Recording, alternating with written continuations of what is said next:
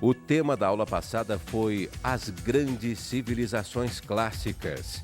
O professor Rogério nos falou sobre Roma, seu surgimento e seu império. Impérios estes que surgiram durante muito tempo. Roma nos legou costumes, tradições, religião, tudo. A nossa língua, muito ou até 90% dos nossos costumes são romanos. Vimos como surgiu o cristianismo, a sua perseguição no Império Romano e como se apresenta nos dias de hoje. O cristianismo que surgiu com Jesus Cristo, que difundiu suas ideias pelo Império Romano, pelo mundo conhecido da época. E até hoje ela existe na figura do Papa João Paulo II e de muitas outras designações religiosas. E a sede dela hoje, da Igreja Católica Apostólica Romana, está no Vaticano, na cidade de Roma. Tenham uma boa aula!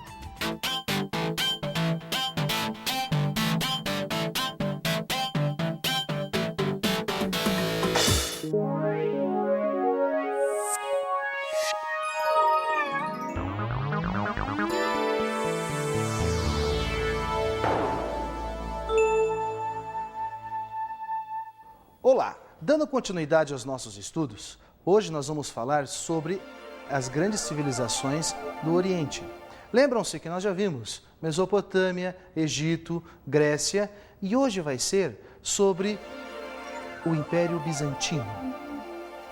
O Império Bizantino localiza-se na Ásia Menor. Podemos observar, inclusive, que ele ocupa o espaço da Mesopotâmia, da Grécia e própria Roma.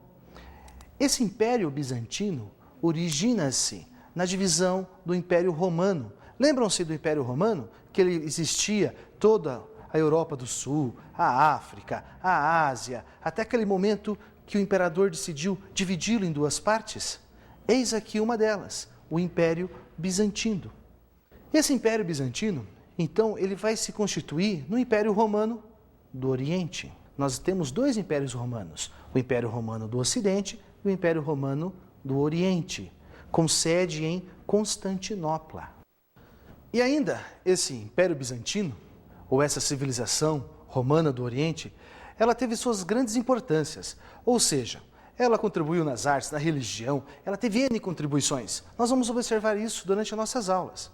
Na sua política interna, o que é a política interna? Eram os costumes, o que eles fizeram de importante internamente no seu reino, no seu país, no seu estado. Justiniano, já vou falar quem foi Justiniano. Ele fez o quê? Ele pegou o Código Romano do Ocidente, trouxe alguns juristas do Império Romano do Oriente e mandou revisar esse Código de Leis. Qual a vantagem disso? Ele aprimorou o que já existia. Ele melhorou o que já existia. Então imagine, se o código era bom, ficou melhor ainda. Outra coisa que ele fez uma igreja, ou uma obra, que até hoje ela é memorável. Chama-se Catedral de Santa Sofia. A cúpula dela é de ouro e existem os minaretes aos lados, que é um emblema do islamismo. Quando Justiniano terminou, ele disse assim: Salomão, te venci. Fazendo referência a quem? A construção do Templo de Salomão. Ainda, como política interna, ocorreu a revolta da Nike. Foi uma revolta que ocorreu dentro do hipódromo. Existiam duas alas, uma a favor e uma contra. A nobreza não gostava muito do rei, tinham grandes encrencas. Então eles começaram uma rebelião interna. Quando o rei viu a rebelião, ele assustou-se, pensou em fugir.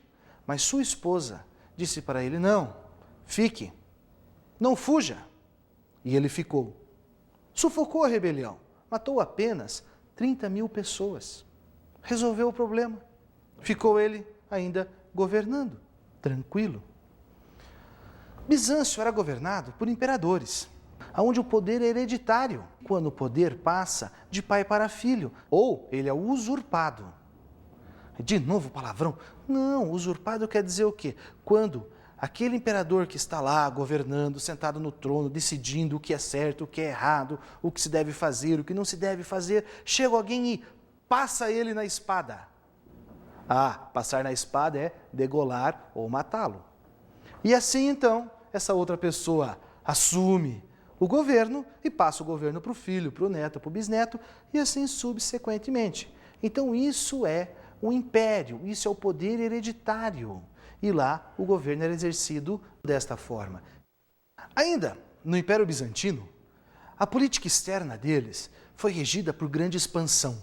Eles dominaram uma parte da Mesopotâmia, o sul da Europa, uma parte da África, ou seja, grandes conquistas. Só que vejam, essas conquistas, ao mesmo tempo que eles expandiam, eles também sofriam pressões externas.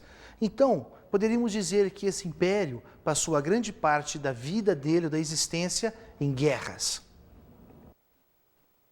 Essa expansão ou essa maneira de se governar demonstra o quê? Que era um governo militarista.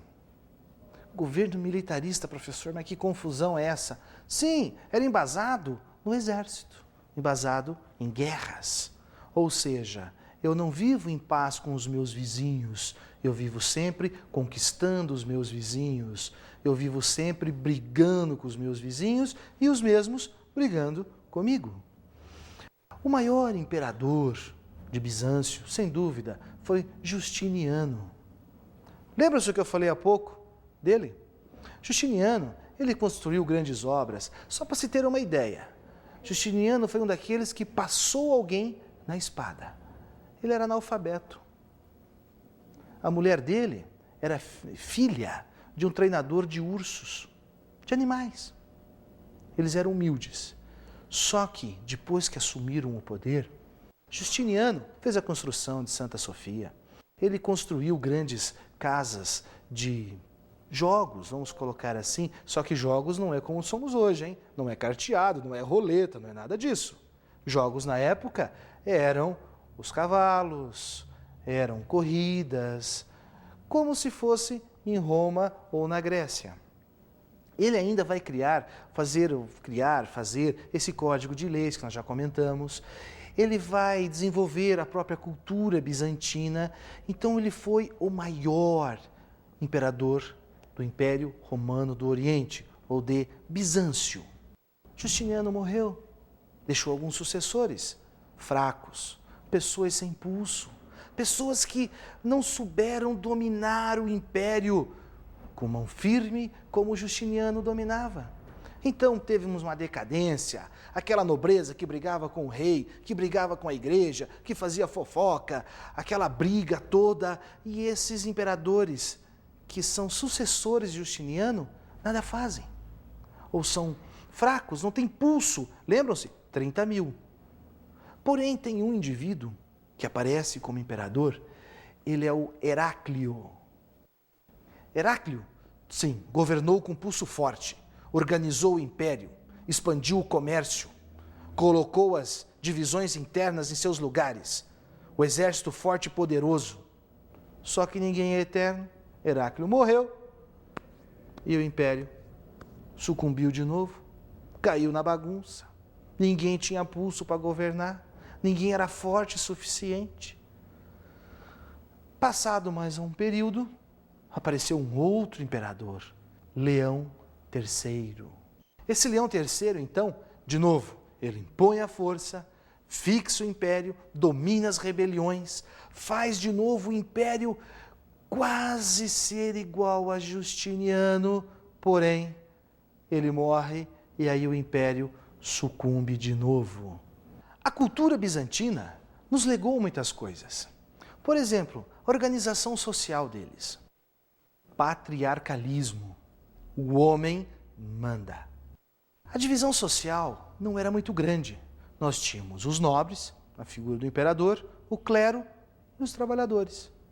Lembramos quem representa o clero? São os padres, os sacerdotes, aqueles que fazem a religião. A economia bizantina era embasada no quê? No comércio e na indústria. Ah, professor, mas indústria lá, naquele período? Sim, a indústria. Eles eram grandes fabricantes de sedas, tecidos. Ah, vocês vão ver isso futuramente nas nossas aulas de história, que muito do comércio que vem na Europa no século XV, XVI e XVII vem do Oriente. E Bizâncio tem sua parcela de contribuição nessas exportações. Vamos deixar assim. As artes bizantinas, elas têm o seu apogeu, o seu caminho, a sua influência. Aonde? Na cultura religiosa. Eles construíram as igrejas e faziam imagens muito bonitas. Professor, mas aonde que existe? Existe isso ainda? Tem algum lugar? Tem sim. Tem igrejas hoje que representam ainda os bizantinos. São as igrejas ortodoxas. No nosso país existem algumas. Quem puder, visite-as. Vai poder observar a cultura bizantina. Eles conservam isso até hoje. Nas pinturas, eles nos legaram algumas obras de arte, principalmente na linha religiosa. Eles eram um povo muito devoto. Porém, eles tinham um hábito quando se falava em religião lá. Era o cesaropapismo. Cesaropapismo nada mais é do que o César que manda na igreja. E professor, César que manda na igreja? Quem é César? Não era o rei, o imperador? Então, César, o imperador, Papa, o líder da igreja católica, apostólica romana. Papa que manda lá. Ou seja, o chefe da igreja bizantina quem era? Era o rei. Então o clero, todo o clero da igreja era submisso ao rei, imperador, a Justiniano. Vamos usar esse exemplo? Então isso nós chamamos de cesaropapismo. Contribuições dos bizantinos foram várias. As artes, na figura de pinturas que eles fizeram, esculturas, as próprias obras arquitetônicas na figura da igreja, o próprio desenvolvimento do comércio, que eles criaram um comércio marítimo, um grande desenvolvimento na região. Ainda, eles nos legaram, contribuíram com o Código de Leis, que eles revisaram e nos deixaram. Eles nos deixaram também o alfabeto cirílico. Esse alfabeto, talvez para nós hoje ele não tenha uma grande importância, mas na época teve. Ele foi usado para cristianizar os povos bárbaros, ou os povos que viviam além das fronteiras do Império. Vejam a importância. Eles dominaram as pessoas pela religião. Agora nós vamos ver uma nova civilização, um novo momento. Mas não esqueçam, a história está acontecendo, na Europa tem história, na África tem história, na Ásia tem história, na América tem história, mas agora nós vamos ver a civilização árabe. Essa civilização árabe, ela surge do quê? De povos nômades. Recordam-se? Os nomes aqueles que viviam de lá para cá, da caça, da pesca, da coleta. Então eles vão tornando-se sedentários até que se forma a civilização árabe. Vamos dar uma olhada no nosso mapa para observarmos o que era a civilização árabe. Os árabes dominaram toda a Ásia, ou a Ásia Mediterrânea, o sul da Europa e o norte da África. Todo o Mediterrâneo ficou de domínio árabe. Imaginem a importância que não teve este império. Outra coisa que eu gostaria de chamar a atenção de vocês, que todo o império procurava dominar o quê? O Mediterrâneo. Observaram? Europa, África e Ásia. Por que o Mediterrâneo? O Mediterrâneo, naquele momento, ele era o centro comercial do mundo. Professor, mas centro comercial, o que é isso? Tinha um shopping lá? Não, nada de shopping.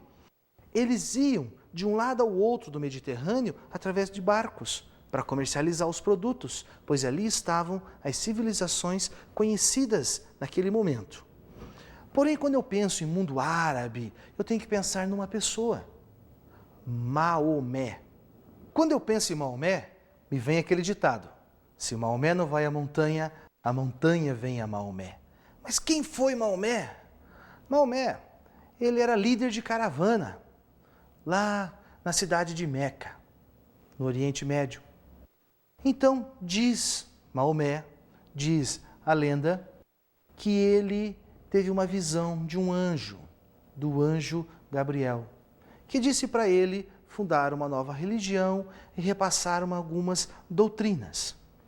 Os comerciantes estabelecidos em Meca, que cultuavam diversos deuses, uma religião politeísta que existia naquele momento, temeram Maomé, porque Maomé começou a pregar o quê? Uma religião monoteísta. Então essa nova religião monoteísta podia fazer o quê? Expulsar as pessoas que iam comercializar. Esses comerciantes, sacerdotes de Meca, com medo, expulsaram Maomé. Maomé fugiu, foi se abrigar numa cidade chamada Medina, onde as suas ideias fluíram, foram aceitas. Lá ele formou um pequeno exército. Esse exército, porém, bem equipado, treinado, foi a Meca e dominou, restaurou e inseriu a nova religião chamada islamismo. A religião islâmica estava baseada no quê? Nas visões que Maomé teve do anjo Gabriel e no Antigo Testamento. Sim, esse Antigo Testamento que muitos de nós têm em casa. Porém, ela traz alguns preceitos. O que é preceito? Preceito é a doutrina, ou seja, o que todo islâmico ou muçulmano tem que fazer. O primeiro deles é orar 5 vezes ao dia com o rosto voltado para a Meca. Isso quer dizer o quê? Quer dizer que o indivíduo tem que orar. Professor, mas ele senta lá num cantinho? Não. Nós observamos isso em filmes que nós assistimos, e às vezes até no nosso próprio cotidiano. É quando os indivíduos colocam o tapete no chão, de joelhos, voltado à cidade de Meca, eles fazem as suas orações. O segundo preceito, peregrinar a Meca pelo menos uma vez na vida. Isso quer dizer que o indivíduo, ou aquele que professa essa religião, tem que ir pelo menos uma vez na vida à cidade de Meca, lá no Oriente Médio. Dar esmolas. Todo muçulmano tem a obrigação de dar esmolas, ou seja, fazer a caridade. O próximo preceito, jejuar. Tem um momento do ano onde o muçulmano ele se abstém do alimento. Nós chamamos isso de Ramadã. É quando durante o dia ele não pode se alimentar de nada. É como para os cristãos, quando existe a Semana Santa, que se abstém da carne, da bebida alcoólica, ou até mesmo para alguns, quando passam toda a quaresma sem se alimentar de carne. Lá eles eram obrigados, ou até hoje o são, a jejuar. O próximo preceito, não tomar bebidas alcoólicas. Esse não tomar bebidas alcoólicas, existe inclusive religiões, hoje, atualíssimas, que não são islâmicas, que também professam isso, onde o indivíduo tem que se abster de bebidas alcoólicas. Não comer carne de porco. Esse preceito eles trazem da onde? Eles trazem do Antigo Testamento, que lá inclusive está escrito, que o indivíduo não deve comer carne de porco, etc, etc. E nós vamos observar que os próprios judeus também seguem esse preceito. Eles também não podem comer carne de porco. A origem das duas religiões aí, como elas ou copiam uma da outra, ou até o islamismo tem uma parte desse judaísmo. O próximo preceito é descansar na sexta-feira. Para os cristãos, o domingo é o dia sagrado. Para o muçulmano, é a sexta. Para outras religiões, é o sábado. Mais alguns preceitos. Combater pela causa de Alá. E esses preceitos, então, eles regem a vida de um muçulmano. Como para os cristãos, que têm os seus dogmas, têm as suas tradições, têm os seus costumes, eles também, então, seguem a sua vida, a sua fé dentro destes. Agora vamos nós para o nosso preceito. Vamos para o nosso café, para a nossa água e depois do intervalo eu continuo mais um pouco da nossa aula de História.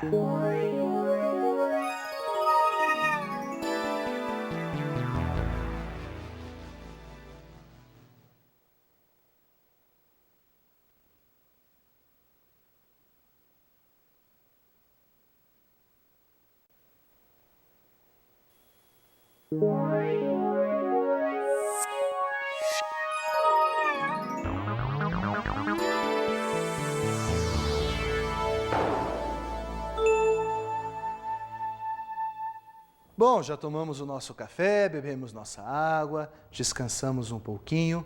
Agora nós vamos falar sobre o Império Árabe. O que é o Império Árabe?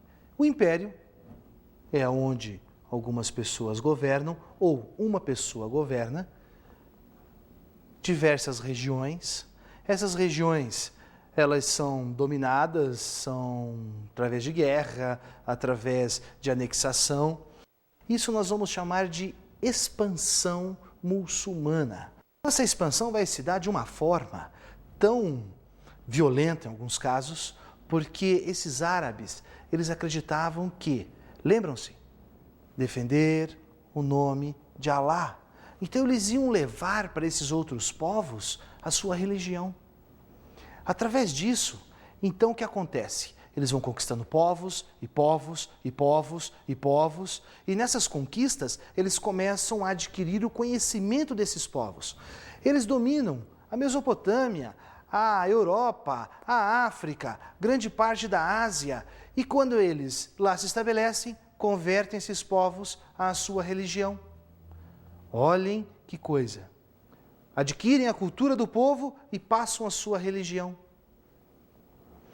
Quem governava nesse período, quem que era o responsável por tudo isso? Eram os chamados califas. É como se fosse um rei.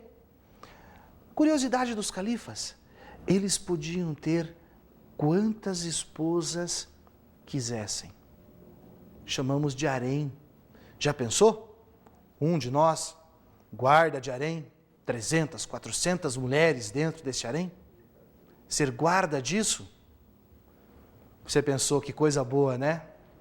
Não era. A primeira coisa que o sultão fazia era castrar o eunuco para cuidar do harém dele. Esses árabes ainda, eles nos legaram algumas contribuições. No campo da matemática, a álgebra.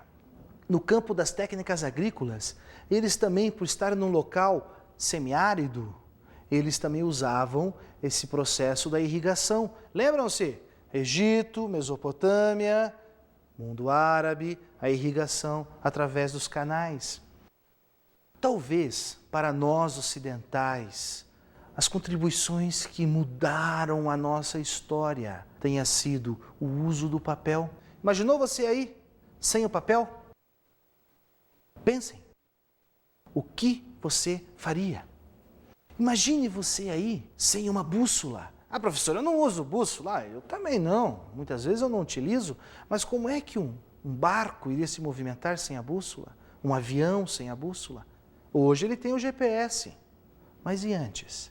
Como é que ele se orientaria? Pelas estrelas? Será que seria tão possível como o é hoje? Outra coisa que mudou a história do homem, a pólvora. Fizeram armas com ela. Essa pólvora, mais tarde, vai conquistar a América através de mortes. Para ilustrar essa cultura muçulmana, a maneira deles pensarem, a maneira deles agirem, nós vamos ver o trecho de um filme chamado 1001 Noites. Faisal had designed Morgiana's wedding dress. He was one of the best tailors in the East. But both he and his wife always looked as if they'd been stuffed by a good taxidermist. I do drink. I do have a terrible head. Your Majesty. Who am I? Commander of the faithful. Monarch of the world. No, I'm not. I'm Amin, the beggar.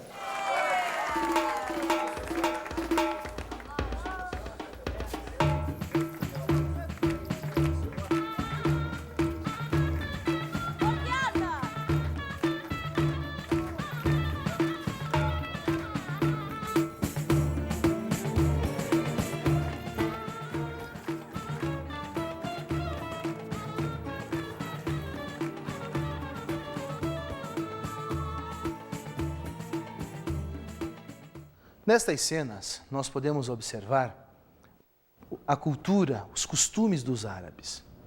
Mas agora nós vamos falar um pouco sobre as migrações bárbaras. Primeiro, vamos definir o que é bárbaro.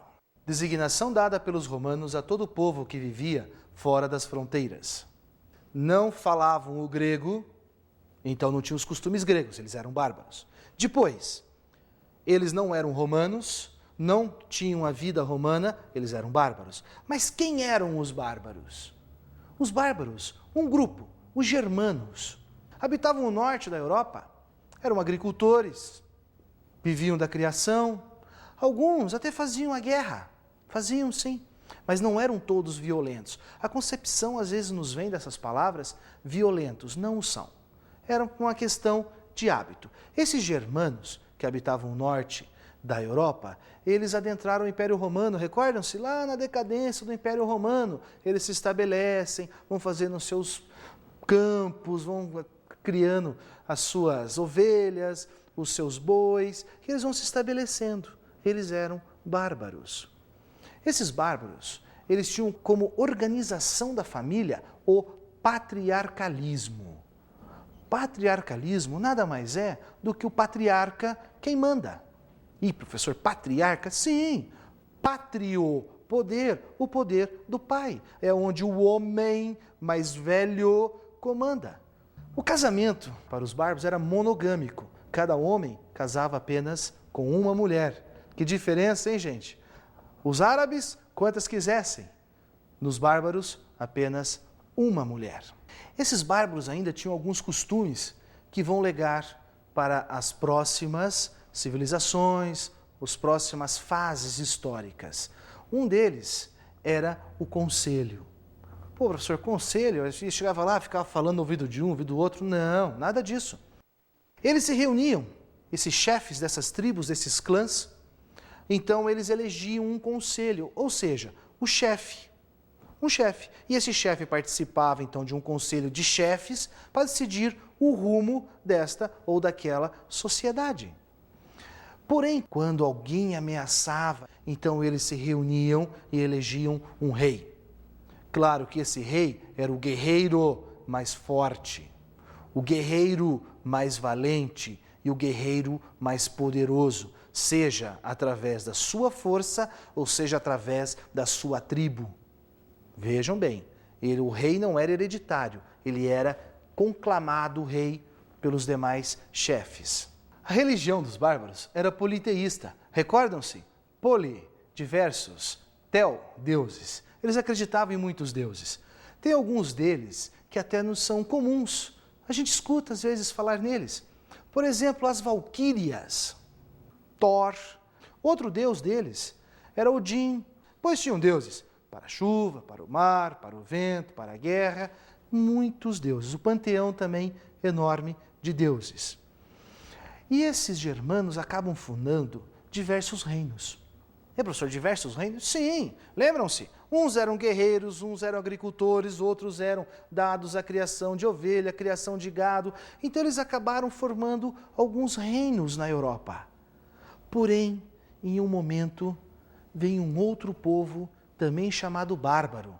Eles são os hunos, só que esse não é originário da Europa, ele vem da Rússia. O maior de todos eles foi Átila, chamado flagelo de Deus. Imaginem como esse indivíduo deveria ser bonzinho. Vejam, um guerreiro huno, ele dificilmente descia do seu cavalo. Mas, professor, como é que ele vai se alimentar? Como é que ele vai... Ele dormia no cavalo, em cima do cavalo. Quando ele estava com fome, ele passava a mão na caça, um coelho, um veado, uma pequena caça, cortava aquela caça, limpava a parte interna, tirava a pele e colocava então essa carne crua entre o dorso do cavalo e sua perna. Aquela carne esquentava ali e ali ele comia. Quando o menino nascia, eles pegavam uma lâmina de espada ou de faca quente e queimavam o rosto para que não nascesse barba. Isso era uma característica do povo huno.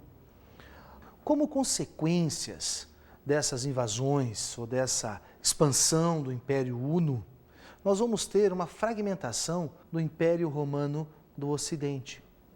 Mas, professor, ele já não existia?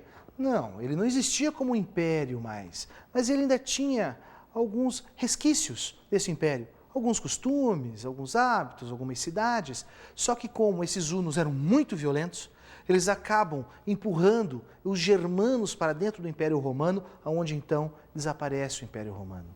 Realmente deixa de existir o Império Romano. Vejam como esse Império Romano acabou influenciando ainda muitas outras coisas, civilizações. E essas invasões bárbaras também estão ligadas muito a essa fragmentação. O que acontece? Eles acabam fundando reinos cristãos. Por quê? Alguns estavam convertidos ao cristianismo, outros converteram-se ao cristianismo. E eles passam então a formar reinos onde a igreja tem uma grande influência. Vejam aí a importância dessa instituição romana chamada Igreja Católica, cristianismo. Ela passa a influenciar esses reinos bárbaros, esses reis bárbaros, nessa fragmentação total desta Europa. Outra coisa que acontece é o abandono da língua. Em Roma se falava o latim, mas os bárbaros não falavam o latim. Eles falavam outras línguas, as línguas deles mesmos. Os ângulos, os saxões, os visigodos, os ostrogodos, cada um tinha sua língua. Então o latim é um pouco abandonado. Ele não desapareceu, porque se desaparecesse, nós não estaríamos nos entendendo agora, porque a nossa língua é latina. Outra coisa que esses bárbaros, esses germanos impõem na Europa, a visão de liberdade. Por que liberdade? Porque antigamente, ou em Roma, lembram-se que tinha aquela ideia social fixa, plebeu e patrício. Os bárbaros não. Eu sou um guerreiro, eu vou fazer a guerra. Eu divido o espólio da guerra com o meu chefe. Eu tenho parte na gleba, na terra que eu conquistei. Existe uma relação de igualdade e isso pode ser chamado de liberdade. Os costumes dos germanos eram muito simples. Comiam, bebiam, faziam as suas festas, cultuavam as suas religiões, depois do cristianismo, mas de uma maneira muito simples. Aquela pompa, aquela ideia de cerimonial, de templos enormes, desaparece. Fica meio que esquecido esse momento. Os bárbaros não tinham esses costumes. E outra coisa que esses bárbaros vão acabar nos trazendo. É um outro momento histórico, praticamente. Eles vão dar origem ao feudalismo. Feudo significa pequeno pedaço de terra. Mas essa história eu vou contar na nossa próxima aula. Então, na nossa aula de hoje, nós podemos conhecer mais um pouquinho do nosso mundo, da nossa história. Nós acabamos vendo um pouco mais do Oriente Médio, da cultura islâmica. Nós vimos também um pouco da história europeia com a invasão desses bárbaros. Mas eu gostaria de deixar as dicas de estudo.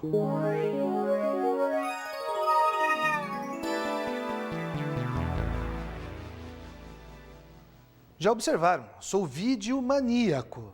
2 filmes, Átila, o Rei dos Hunos, e As 1001 Noites. Vocês já viram um trecho. E não se esqueçam, hein? A nossa apostila e os nossos exercícios. Bom, até a próxima aula e até o nosso próximo encontro para mais uma história. O professor Rogério nos falou na aula de hoje sobre as grandes civilizações do Oriente. Vimos como surgiu o Império Bizantino, qual foi o seu mais importante governante e quais foram as contribuições deixadas.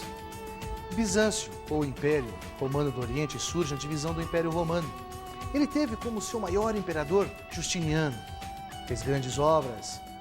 Uma delas, a Igreja de Santa Sofia, está lá até hoje. Ainda nos legaram o próprio código jurídico que ele mandou que fosse revisto e editado, uma melhoria do Código Romano Ocidental. Nos legou pinturas, construções, ou seja, ele expandiu o conhecimento romano por todo o Oriente. Aprendemos a história de Maomé e soubemos como é o islamismo.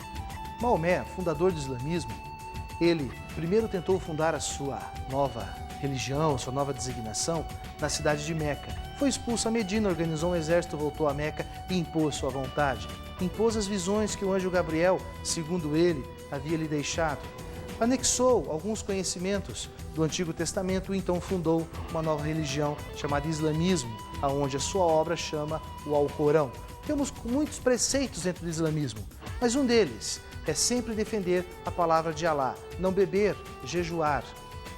O professor nos falou ainda sobre as migrações bárbaras e também sobre os seus principais povos. Esses povos que habitavam a Europa, esses bárbaros que não tinham os costumes romanos, foram obrigados a se movimentarem dentro da Europa por um outro povo, os hunos, povo violentíssimo, povo que na expansão de seu império acabou obrigando outros bárbaros que a Europa habitavam a ingressar, a expandir, a fugir, e isso acabou fragmentando ainda mais o Império Romano do Ocidente, dando origem ao feudalismo. Até a próxima aula.